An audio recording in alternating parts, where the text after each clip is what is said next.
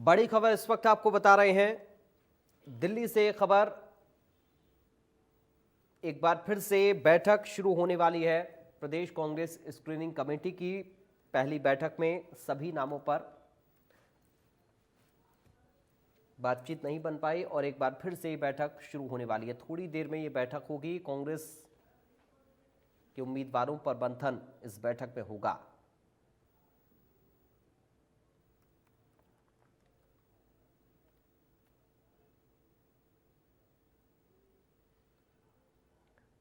इससे पहले जो बैठक हुई उसमें भूपेंद्र हुड्डा शामिल हुए। उदय भान उस बैठक में मौजूद रहे। ब्यूरो चीफ दीपक शर्मा हमारे साथ जुड़ गए हैं इस खबर पर। दीपक, क्या जानकारी बैठक को लेकर, कितनी देर में शुरू होगी ये बैठक?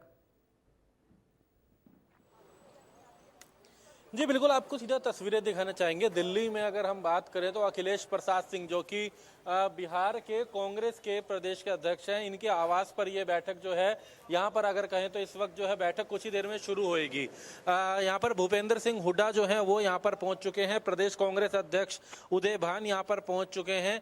कुछ देर में अगर बात करें तो दीपक बाबरिया, भक्त चरणदास यहाँ पर पहुंचेंगे और आज की दूसरे चरण की ये बैठक होगी, क्योंकि स्क्रीनिंग कमेटी की बैठक के बाद सीईसी को सूची सौंपनी। और आप ये देख सकते हैं भक्त चरणदास भी कुछ देर में आने वाले। अखिलेश प्रसाद सिंह का ये आवास है, बिहार कांग्रेस के जो प्रदेश अध्यक्ष है उनका आवास है, जहां पर यह मीटिंग अब से कुछ ही देर के बाद यहां पर शुरू होगी। जहां तक बात की जाए तो आज जो चर्चा होनी है, जिस तरीके से कांग्रेस स्क्रीनिंग कमेटी में 9 लोकसभा और 1 विधानसभा, कुल 10 उम्मीदवारों को लेकर के चर्चा होनी है। एक तरफ से 9 लोकसभा उम्मीदवारों की बात करें, उसी के साथ साथ एक विधानसभा के भी उम्मीदवार अगर बात करें तो करनाल से है, उनके उसको लेकर के चर्चा यहाँ पर की जानी है। आज सुबह भी यह बैठक बुलाई गई थी 1 बजे, जो 1:30 बजे शुरू हुई, लेकिन सहमति नहीं बन पाई। यही कारण है कि 1.5 घंटे तक चली बैठक में कोई सहमति ना बनने के बाद एक बार फिर आज शाम का समय तय किया गया था। शाम 6 बजे का समय तय किया गया है और अभी भूपेंद्र सिंह हुड्डा इस बैठक के लिए यहाँ पर पहुंच चुके हैं। प्रदेश कांग्रेस अध्यक्ष उदय भान यहाँ पहुंच चुके हैं।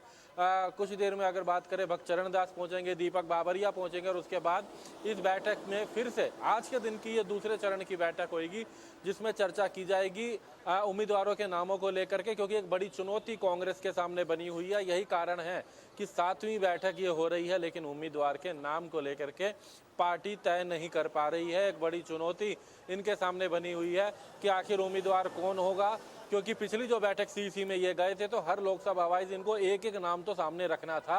उसके अलावा विकल्प क्या हो सकता है वो पैनल अलग लेकर के जाना था, लेकिन यहाँ पर हर सीट में 3 और 4 नाम लेकर के गए थे और कहीं ना कहीं उस पर लेकर के पार्टी के नेताओं को भी नाराजगी थी। यही कारण था इनको दोबारा से स्क्रीनिंग कमेटी की बैठक करने के लिए कहा गया था। दोबारा स्क्रीनिंग कमेटी की बैठक आज हुई 1:30 बजे, निष्कर्ष नहीं निकला, इसलिए अब दोबारा 6 बजे ये बैठक शुरू होगी।